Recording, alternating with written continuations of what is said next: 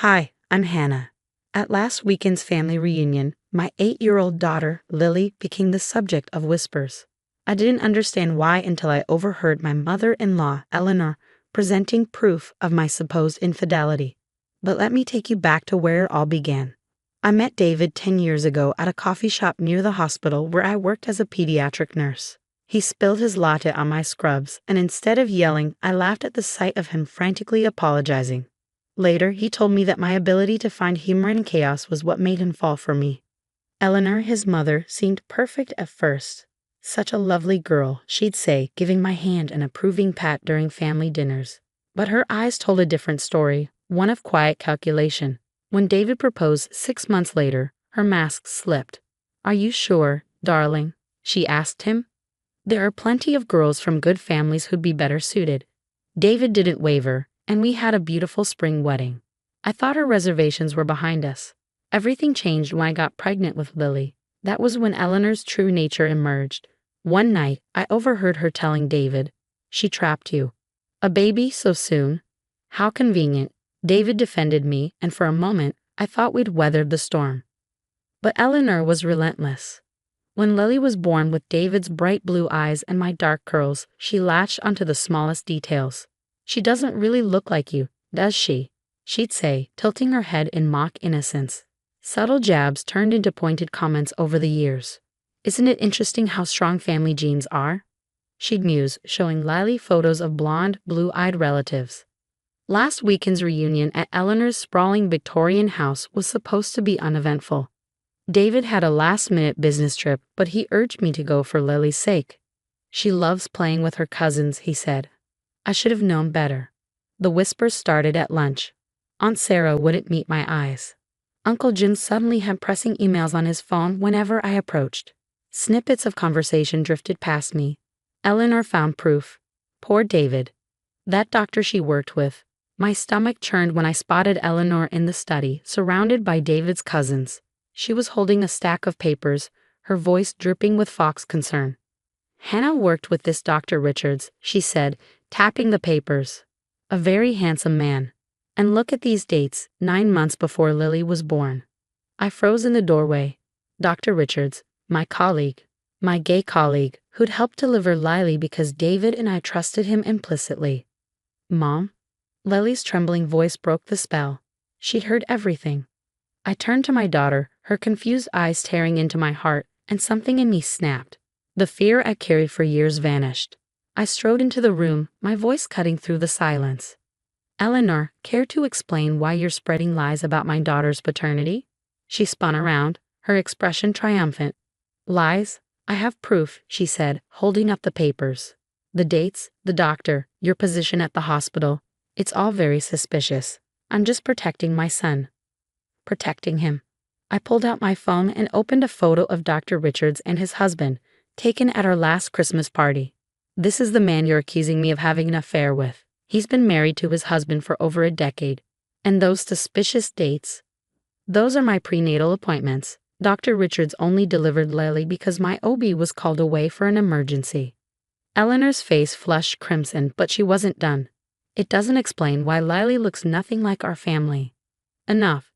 David's voice rang out, sharp and authoritative. I turned to see him standing in the doorway, holding a teary-eyed Lily. He wasn't supposed to be back until tomorrow. But here he was, his eyes blazing with fury. "David," Eleanor began, her voice syrupy sweet. "I was just trying to destroy my family." He cut her off. "Lily called me crying, saying Grandma was saying horrible things about her mom. So I came home. I was looking out for you." "Looking out for me? By tearing apart the woman I love and traumatizing my child?" "I've had enough, Mother." The room was silent, except for the sound of Lily sniffling softly in my arms. David's voice softened, but it was no less firm. "We're leaving. Don't expect to see us again until you've proven you've changed. Truly changed." As we walked out, the whispers started again. But this time, they weren't about me. Eleanor stood frozen, her so-called proof scattered on the floor, her perfect image crumbling before her eyes. But this wasn't the end. I knew Eleanor too well. She wasn't going to let us go without a fight, and what she did next would change everything forever. That week after the reunion felt like the calm before a storm, too quiet, too still. Eleanor's silence wasn't relief, it was a warning. "Mommy, why isn't Katie talking to me anymore?" Lily's voice was small, her eyes brimming with tears as she clutched her phone. Katie, her cousin and best friend, had been inseparable from her since they were toddlers. "Let me see," I said gently, taking her phone. Wi-Fi made my stomach drop. Every family member, even her cousins, had blocked Lily on social media. Among the hurtful messages, one from Katie's mom stood out. "Your mother is spreading lies about my family. We can't associate with you anymore." David saw the screen and his expression darkened. "She's targeting Lily now. That's a new low." He grabbed his phone and called his sister Marie, the only family member who had stood by us during the reunion. Her words chilled me. "Mom's telling everyone Hannah was investigated at the hospital for inappropriate relationships with her coworkers," Marie said. "She's got official-looking documents. I think they're forged, but people are buying it. She's even hired a PI to dig up dirt on you." David slammed his fist against the table. "That's it. I'm going over there." "Wait," I interrupted. "Remember what Dr. Phillips said? Document everything. If we confront her now, she'll just twist it. We need to be smart." So we got to work. I called Dr. Richards, explaining Eleanor's accusations. "This is outrageous," he said, immediately offering to have hospital legal issue a formal statement about my impeccable record. Then we contacted our lawyer, Sarah Chen, who advised, "Save every message, email, or call. Build your case." The next day, Eleanor escalated. Child Protective Services showed up at our door. We received an anonymous report, the social worker said hesitantly. She explained they had to investigate claims of neglect, but something about her tone suggested she didn't believe them. I invited her in, calmly showing her Lily's spotless room, her medical records, her honor roll certificates. "This is part of a pattern of harassment," I explained, handing her the growing stack of documentation we collected. The social worker frowned. "This isn't the first time I've seen false reports used to weaponize the system. I'll flag this as malicious reporting."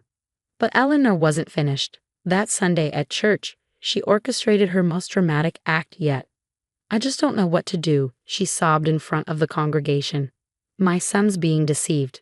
My granddaughter isn't who we thought she was." And then, with a flourish, she produced a DNA test, proving Lily wasn't David's child. When Marie showed us the recording, I couldn't help but laugh. The report was an amateurish forgery, complete with misspelled medical terms. But the damage was done. Parents at Lily's school started whispering. Invitations dried up. Even playdates were canceled. "I can't let this keep hurting Lily," I said one night, watching my daughter quietly pick at her dinner. "Maybe we should move, start over somewhere new." David took my hand. "No, we're not running. She doesn't get to chase us away from the life we built." The next day, I decided to fight back. I spent hours visiting family members who had cut us off, bringing hospital records, photos, and a legitimate DNA test we'd done when Lily needed surgery. "I don't know why we believed her," Aunt Sarah admitted, looking ashamed. One by one, family members began apologizing. Katie's mom unblocked Lily, allowing the cousins to reconnect. The tide was turning. But Eleanor wasn't done yet. She gathered everyone at her house for a family meeting, excluding us, of course. Marie attended and recorded everything. "I've made a terrible mistake," Eleanor sobbed. "I was wrong about Hannah and Lily. I haven't been well. The doctors say it's early dementia. I'm so confused." Marie sent us the recording, and my stomach churned. Eleanor was playing the sympathy card, using fake dementia to dodge accountability. Worse, it was working. Family members started calling, urging us to forgive her. "She's lying," David said. "She's never seen a doctor for this. It's just another manipulation." I thought for a moment, then an idea struck me. "Call everyone," I said. "Tell them how heartbroken we are about her diagnosis and that we insist on helping manage her care. As a nurse, I'll oversee everything." David's eyes lit up. Checkmate. Within days, Eleanor was flooded with calls from family, all offering to drive her to appointments and asking for her doctor's name. Miraculously, her dementia cleared up overnight. But by then, the damage was done. Her lies were exposed, her credibility shattered. No one believed her anymore. "She's lost her power," Marie said. "No one trusts her now." For the first time, we felt like we could finally breathe. But just when we thought it was over, Eleanor made one last desperate move. One that would leave Lily in the hospital and force me to make the hardest decision of my life. I'll never forget that Tuesday afternoon. My shift at the hospital was in full swing when the call came in. Lily had been rushed to the emergency room. Grandma said these were Mom's special cookies, Lily had told the school nurse just before losing consciousness. My heart pounded as I pieced it together. Eleanor had visited Lily during lunch, bringing cookies laced with my sleep medication, the same medication she must have stolen during her last visit to our home. By the time I arrived at the ER, David was already there. His face was pale, his eyes blazing with fury. "She could have killed our daughter," he said through gritted teeth, his voice trembling. All because she couldn't stand losing control. Lily, thank God, recovered quickly. But this time, the damage wasn't something Eleanor could charm or manipulate her way out of. Security footage from the school captured her delivering the cookies. The toxicology report confirmed what was in them. There was no escape this time. "I want to press charges," I told David that night as we sat by Lily's hospital bed, watching her sleep. My voice was steady, resolute. "She needs to face real consequences for what she's done." The fallout was immediate and brutal. Half the family supported us, finally seeing Eleanor for who she really was. The other half insisted we were overreacting. She just wanted to spend time with her granddaughter, they argued, ignoring the fact that her cookies nearly cost Lily her life. But the police didn't see it their way. Neither did the judge. Eleanor's composure shattered during her arraignment. "She stole my son," she screamed, her voice echoing in the courtroom. "That nurse seduced him and tore him away from the life he deserved. I was protecting my family." The judge's gavel slammed down with finality. "Mrs. Peterson," he said coldly, "you deliberately poisoned a child. There will be a full psychiatric evaluation before sentencing." The evaluation revealed what we'd suspected all along. Eleanor wasn't confused, and she wasn't sick. She was fully aware of what she'd done. She simply couldn't tolerate losing control. Her sentence was 5 years of probation and mandatory psychiatric treatment. We also secured a restraining order, ensuring she could never come near us or Lily again. David hasn't spoken to her since the day in court. A few weeks ago, Marie showed up at our door with a letter Eleanor had written. "I'm sorry," it read. "I see now what I've done. Please let me be part of your lives again." David read it once before tearing it in half. "Actions have consequences, Mother," he said quietly, dropping the pieces into the trash. Lily's 10 now. Sometimes she asks about her grandmother, but those questions come less often. We've built a new life with people who love us unconditionally. Yesterday, I found Lily flipping through old family photos. "Mom," she said, looking up at me, "I'm glad you stood up to Grandma. You showed me that love shouldn't hurt." I pulled her close, holding back tears, grateful for the strength and wisdom in her young heart. The hardest battles often teach us the most important lessons. Eleanor still sends cards on birthdays and holidays, but we don't open them anymore. Some bridges, once burned, are better left that way. The family whispers have finally faded, because in the end, truth has a way of silencing lies if you're brave enough to fight for it.